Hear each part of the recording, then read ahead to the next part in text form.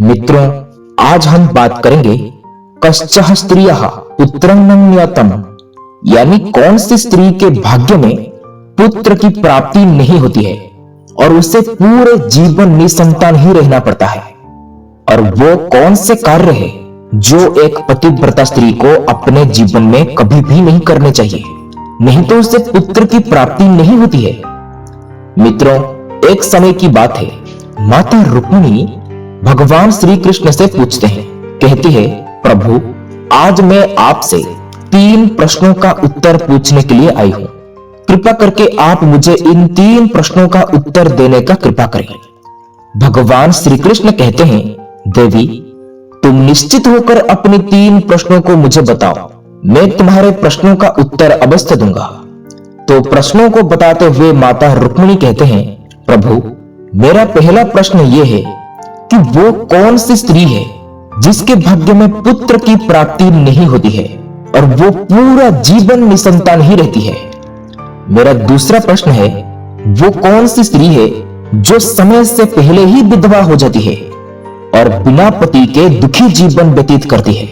और मेरा तीसरी प्रश्न है, वो कौन सी स्त्री है जो पति के होते हुए भी एक दुखी जीवन जीती है और उसे कभी भी अपने जीवन में सुख की प्राप्ति नहीं होती है। तो भगवान श्री कृष्ण माता रुक्मिणी के तीनों प्रश्नों को सुनकर बोले, हे देवी मैं तुम्हें एक कथा सुनाता हूं जिसे सुनकर तुम्हें तुम्हारे सारे प्रश्नों का उत्तर अवश्य मिल जाएगा, किंतु 2 शर्त है जो आपको मानना पड़ेगा। माता रुक्मिणी कहते हैं, हे स्वामी मैं आपके हर शर्त में राजी हूं, लेकिन हे प्रभु वो 2 शर्त क्या है? भगवान श्री कृष्ण कहते हैं कि पहली शर्त यह है कि आप इस कथा को अंत तक बहुत ध्यान से सुनना।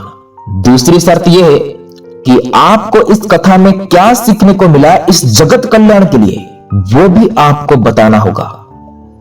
माता रुक्मिणी कहते हैं कि प्रभु मैं इस कथा से जो भी सीखूंगा मैं इस जगत कल्याण के लिए अवश्य बताऊंगा। कृपया करके आप इस कथा सुनाइए प्रभु, मैं इस कथा को पूरा मन लगाकर अवश्य सुनूंगी। तब भगवान श्री कृष्ण कहते हैं कि एक समय की बात है, एक नगर में एक सेठ रहता था और उस सेठ के 2 बेटे थे और दोनों की शादी हो चुकी थी तथा सेठ और सेठ की पत्नी दोनों ही बहुत दुष्ट स्वभाव के थे। उस नगर के लोग वो दोनों को हमेशा निंदा करते थे और सेठ का बड़ा बेटा और उसकी पत्नी भी बहुत दुष्ट स्वभाव की ही थी, लेकिन सेठ का छोटा बेटा बहुत ही अच्छे स्वभाव का इंसान था और उसकी पत्नी भी बहुत अच्छे स्वभाव की थी और वो अकेले ही घर का सारा काम करती रहती थी। घर का सारे बासन साफ करना, सभी के लिए खाना बनाता था, सभी का जूतन भी उठाता था और घर में सभी के कपड़े भी धोती थी। लेकिन इतना सब कुछ करने के बाद भी सेठ की पत्नी और बड़े बेटे की पत्नी हमेशा उसका अपमान करती रहती थी।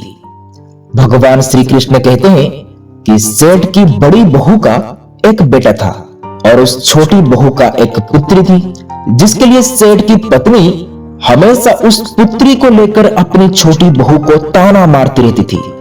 फिर भगवान श्री कृष्ण कहते हैं, अब मैं उस सेठ की छोटी बहू की कहानी अच्छे से समझाता हूं, क्योंकि उसकी छोटी बहू की कहानी से तुम्हें तुम्हारे पहले प्रश्न का उत्तर मिल जाएगा कि कौन सी स्त्री है जिसके भाग्य में कभी भी पुत्र की प्राप्ति नहीं होती है।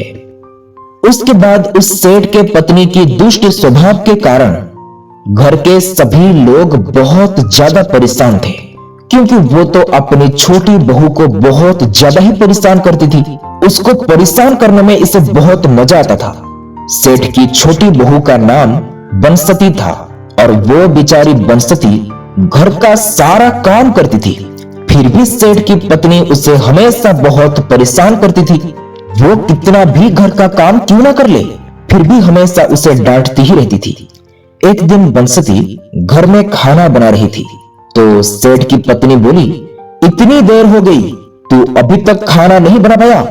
मैं नहाने जा रही हूँ और जब तक मैं वहां से आऊंगी तब तक खाना बन जाना चाहिए, वरना तेरा बुरा से बुरा हाल कर दूंगी। तू कुछ भी कर ले, मुझे नहीं पता, मैं आते ही खाना खाऊंगी। फिर वो बेचारी घर की साफ सफाई के साथ साथ खाना बनाने में लग गई और खाना बनाते समय वो अपने मन में सोच रही थी कि मैं घर का इतना काम करती हूँ, लेकिन फिर भी मेरी सास मुझे हमेशा डांटती रहती है और हमेशा मुझे परेशान करती रहती है और कभी भी प्रेम से बात नहीं करती है और घर का सारा काम मुझसे ही करवाती है। बसंती ये सब सोच रही थी, तभी दरवाजा खटखटाने की आवाज आई। तो उसने सोचा कि अभी तक तो खाना तैयार भी नहीं हुआ, लगता है मेरी सासू माँ आज बहुत जल्दी स्नान करके लौट आई है। फिर बसंती दरवाजा के पास गई और दरवाजा को खोला तो उसने देखा कि दरवाजे के बाहर एक साधु महाराज खड़े हैं। फिर वो साधु महाराज बसंती से कहते हैं, बेटी मुझे कुछ भोजन करा दो, मुझे बहुत जोर की भूख लगी है। बसंती बोली, महाराज मैं आपको भोजन तो करवा सकता हूं, पर मेरी सास बहुत दुष्ट स्वभाव की है। अगर उन्हें ये बात पता चलेगी तो वो मुझे मार डालेंगे और अभी वो स्नान करके आती ही होंगी।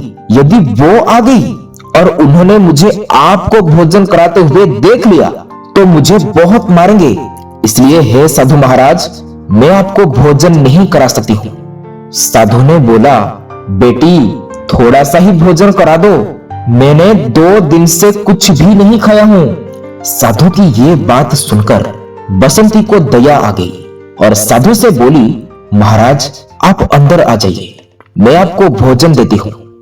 फिर वो साधु अंदर आ जाते हैं और बसंती उनको भोजन देती है और अभी साधु भोजन कर ही रहे थे और तभी अचानक बसंती का सास घर पर आ जाती है और उस साधु को भोजन करते देखकर बहुत गुस्सा हो जाती है और कहती है कि बसंती ये मेरा घर है, कोई भोजनालय नहीं जो हर कोई यहाँ आकर भोजन करके चला जाएगा।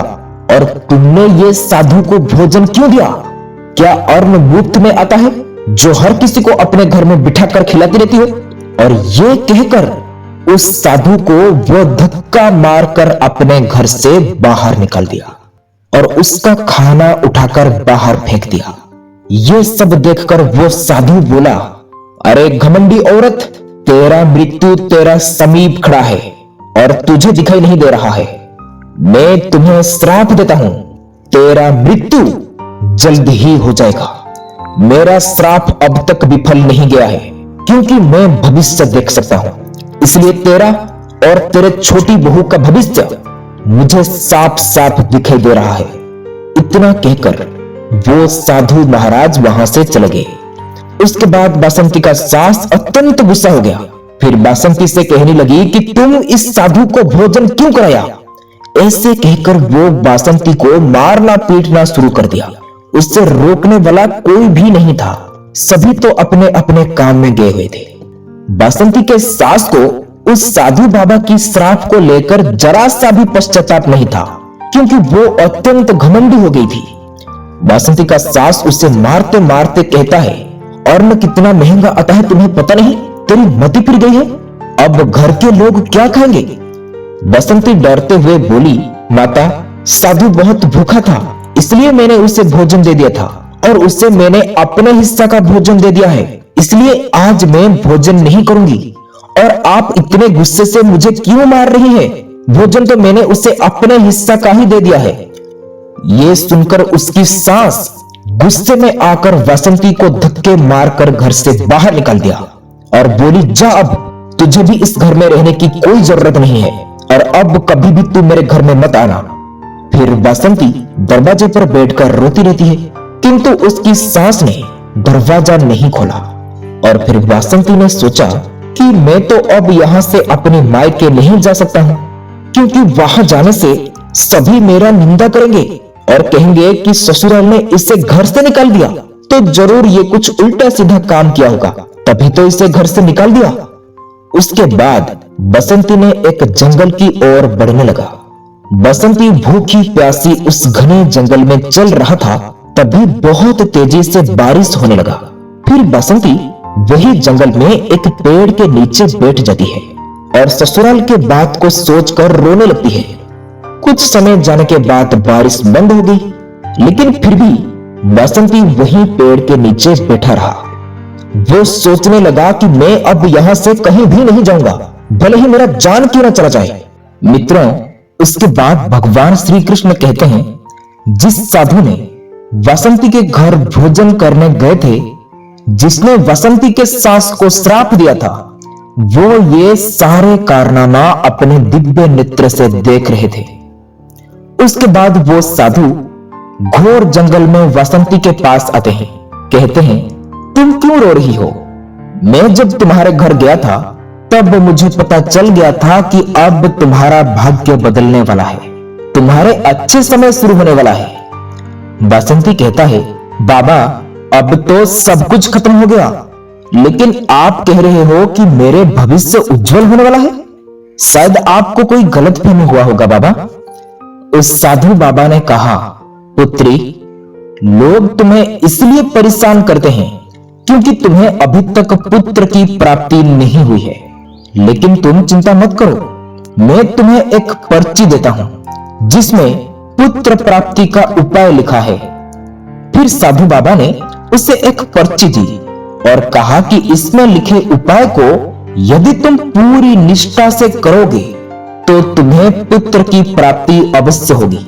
बसंती कहता है, बाबा अब तो रात हो चुके हैं, मैं इस घोर जंगल में कैसे रुकूंगा? साधु बाबा कहते हैं, पुत्री, तुम यहीं पर रुकोगे, यहीं पर तुम्हारा पुत्र जन्म होगा और तुम्हारे पति तुम्हें ढूंढते ढूंढते यहीं आ रहे हैं, तुम चिंता मत करो। ऐसे कहकर साधु बाबा ने अपने शक्ति के दयार वहां पर एक कुटिया का निर्माण कर दिया और उसके बाद साधु बाबा वहां से चले गए। बसंती ने उस कुटिया को देखकर बहुत खुश हुआ और कुटिया के अंदर गया। बसंती जब उस कुटिया के अंदर गया तो वो देखा कि उस कुटिया एक घर जैसा दिखाई दे रहा था। उस कुटिया में सारे चीजें पहले से ही उपलब्ध था और खाना बनाने का सामग्री, दीपक आदि सारे चीजें पहले से ही मौजूद थे। ये सारी चीजें देखकर बसंती ने बहुत खुश हुआ क्योंकि उसे बहुत जोर से भूख लग रहा था। उसके बाद बसंती ने उस कुटिया में खाना बना रही थी, उसको सुनाई दिया कि उसकी पति ने बसंती बसंती चिल्लाते हुए एक आग का गोला पकड़कर कुटिया की ओर आ रहा था। बसंती ने अपने पति का आवाज को पहचान लिया और उनको अपने पास बुला लिया। बसंती उसकी पति को बोला, मैं यहां से नहीं जाऊंगी जब तक मेरा एक पुत्र नहीं हो जाता। फिर सुबह बसंती उठकर अपने मन में सोचने लगी, यदि मुझे भी पुत्र संतान प्राप्त हो जाएगा तो मुझे भी ससुराल में बहुत सम्मान मिलेगा और मेरी सास मेरी भी बहुत इज्जत करेगी। ये सोच ही रही थी, तभी उसने पर्ची को खोला और पढ़ा तो उसमें लिखा था कि पुत्र प्राप्ति के लिए स्त्री को हमेशा अपने पति के बाएं ओर सोना चाहिए।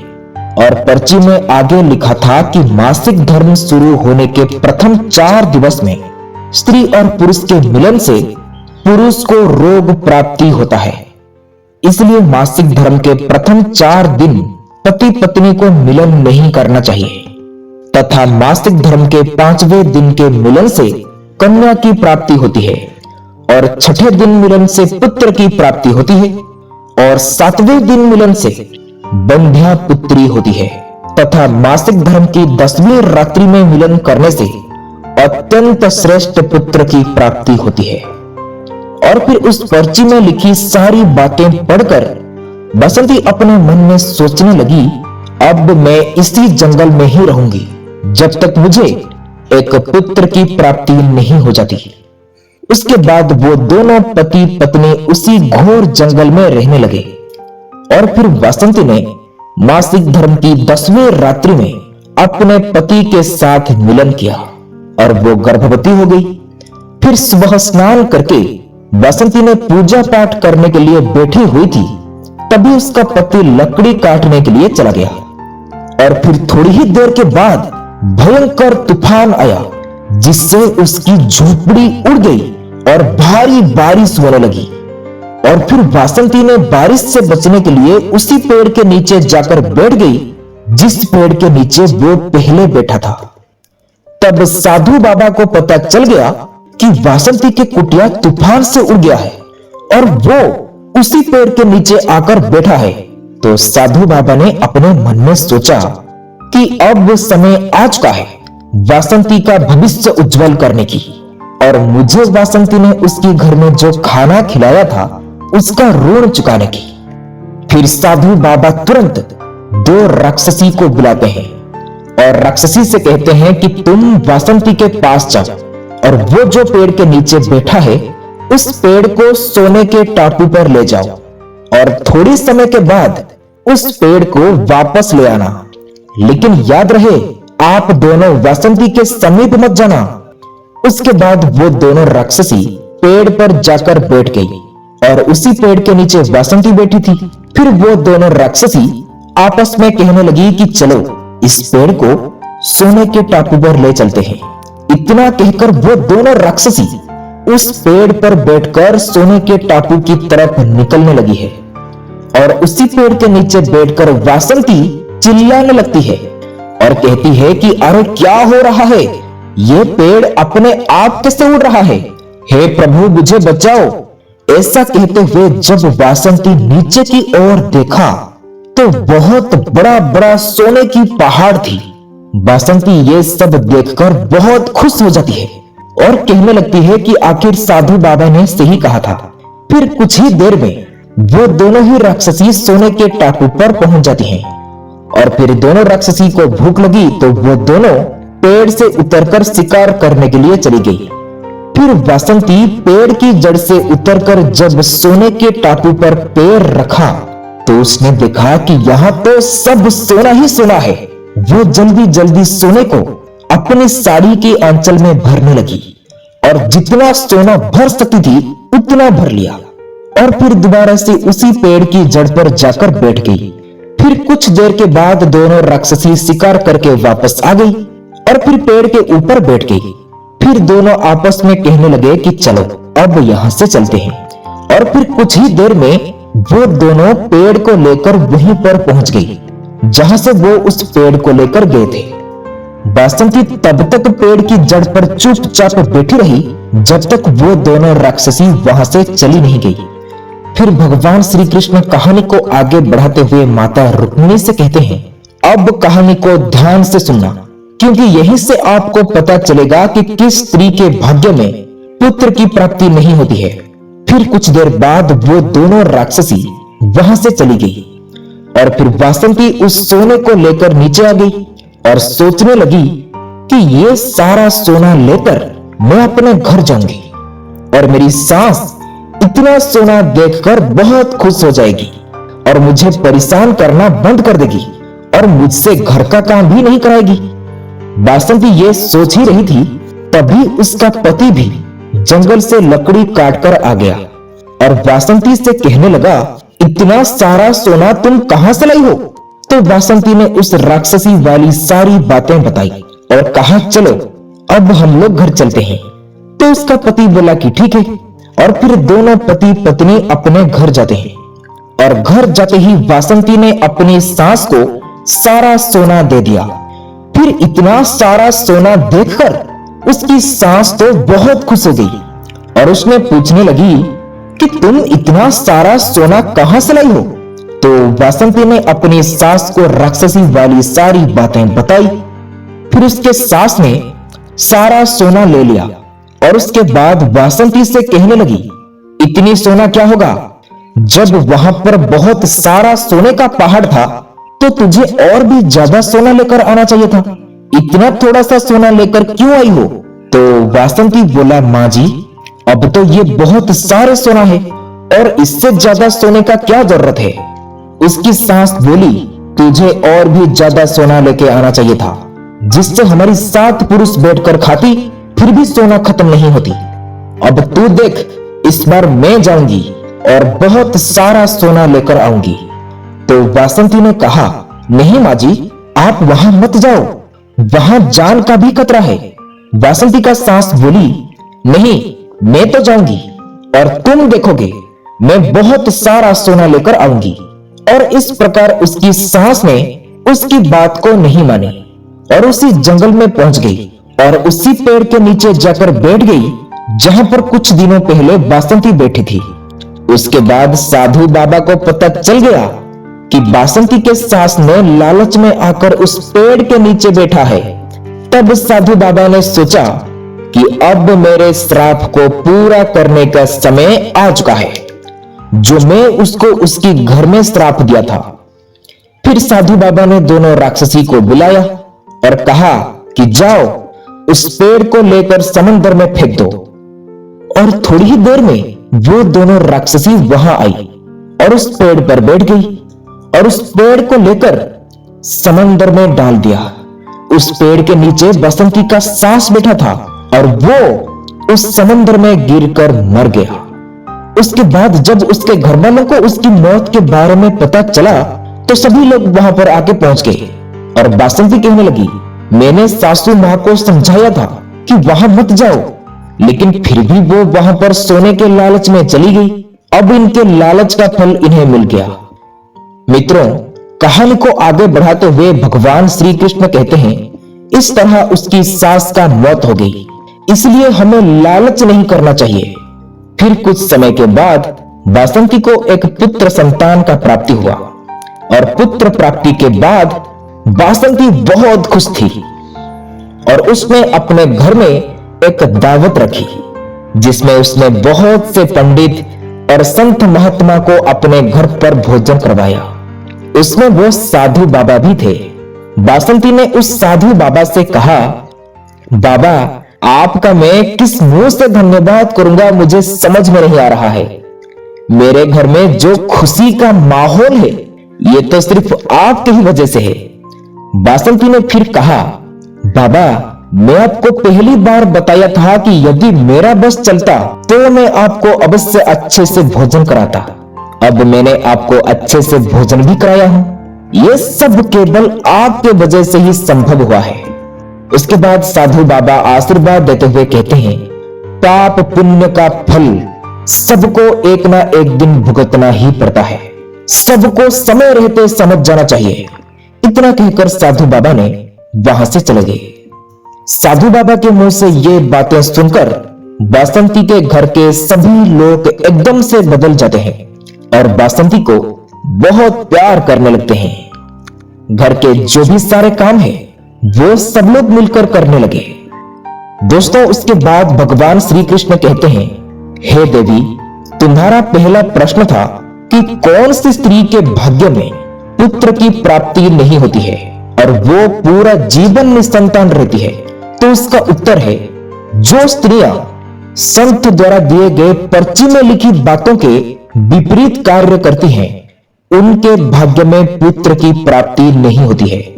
और जो स्त्रियां अपने पति का आदर नहीं करती है और हमेशा उनसे लड़ती झगड़ती रहती है और अपने पति से हमेशा नाराज रहती है, उनके भी भाग्य में पुत्र की प्राप्ति नहीं होती है। इसलिए प्रत्येक स्त्री को अपने पति को आदर सम्मान करना चाहिए। और तुम्हारा दूसरा प्रश्न था कि वो कौन सी स्त्री है जो समय से पहले ही विधवा हो जाती है और बिना पति के एक दुखी जीवन जीती है। तो समझ लो, जो स्त्रियां पति के होते हुए भी मांग में सिंदूर नहीं लगाती है और ना ही मंगलसूत्र पहनती है और जहां भी जाती है बिना सिंदूर और बिना मंगलसूत्र के जाती है तथा पति के कहने पर भी उसकी बात को नहीं मानती है और पराये मर्दों के साथ संबंध बनाती है, ऐसी स्त्रियां समय से पहले ही विधवा हो जाती है। इसलिए एक शादीशुदा स्त्री को पतिव्रता जीवन जीना चाहिए और अपने पति के अलावा पराये मर्दों को नजर उठाकर भी नहीं देखना चाहिए। और तुम्हारा तीसरा प्रश्न था कि वो कौन सी स्त्री है जो पति के होते हुए भी एक दुखी जीवन जीती है और उसे अपने जीवन में कभी सुख की प्राप्ति नहीं होती है। तो समझ लो, वो स्त्रियां जो सुबह देर तक सोते हैं, यानी कि सुबह 8 या 9 बजे के बाद उठती है और बिना स्नान किए ही भोजन बना देती है और पूजा पाठ भी नहीं करती है। कहीं पर जाना होता है तो अपने पति की बिना आज्ञा के ही चली जाती है, पति के मना करने पर भी पति के बात को नहीं मानती है। ऐसी स्त्रियां के जीवन में कभी भी सुख की प्राप्ति नहीं होती है और ये इसलिए हमेशा दुखी जीवन जीती है। इसलिए एक पतिव्रता स्त्री को हमेशा चरित्रवान रहना चाहिए और प्रातः काल में उठकर स्नान आदि करके पूजा पाठ करके फिर भोजन तैयार करना चाहिए, जिससे कि घर में सुख शांति आती है। और रोज माता लक्ष्मी की पूजा भी करनी चाहिए। ऐसा करने से माता लक्ष्मी हमेशा प्रसन्न होती है। उसके बाद भगवान श्री कृष्ण माता रुक्मिणी से कहते हैं, हे देवी, इस कथा से आपको क्या सीख मिली?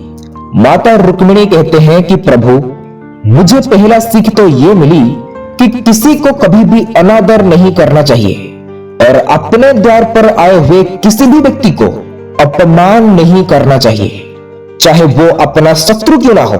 उसे आदर पूर्वक व्यवहार करने चाहिए और अपने द्वार पर आए हुए भूखे व्यक्ति को भोजन करा के ही छोड़ना चाहिए, क्योंकि वो भिखारी के रूप में ईश्वर भी हो सकते हैं। दूसरा सीख मुझे यह मिला कि एक छोटी सी गलती भी हमारा जान लेने के लिए काफी है, जैसे बासंती के सास ने उस साधु बाबा को घर से निकाल कर किया था। इसी तरह कुछ भी करने से पहले एक मनुष्य को अच्छे से सोच समझ कर करना चाहिए। तीसरी सीख, हर चीज को करने के लिए एक विधि होती है, एक नियम होती है, इसलिए किसी भी कार्य को करने से पहले उस विधि के अनुसार करना चाहिए। जैसे उस साधु बाबा ने बासंती को एक पर्ची में लिख कर दिया था और वो उसे पालन किया। चौथा सीख, कभी भी अपने जीवन में हद से ज्यादा लालच नहीं करना चाहिए। ऊपर वाला हमें जितना देता है उससे संतुष्ट होना ही हमारा पहला कर्तव्य है, लेकिन अगर हम ज्यादा लालच करेंगे तो वो लालच हमारे जान भी ले सकता है, जैसे बसंती के सास के साथ हुआ। पांचवा सीख, कभी भी किसी को मदद करने से पीछे नहीं हटना चाहिए, क्योंकि उसका अच्छा परिणाम आपको आपके जीवन में ब्याज के साथ मिलता है, जैसे बसंती को मिला।